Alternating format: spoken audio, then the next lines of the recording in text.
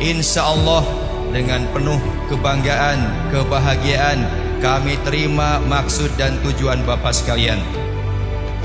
Ketika seorang suami menginginkan istrinya soleh, suami dulu harus soleh. Ketika seorang bapak menginginkan anaknya soleh, bapak dahulu harus soleh. Ibda binafsi, awali oleh pemimpinnya, baru rakyatnya, baru yang dipimpinnya dia akan mengikuti.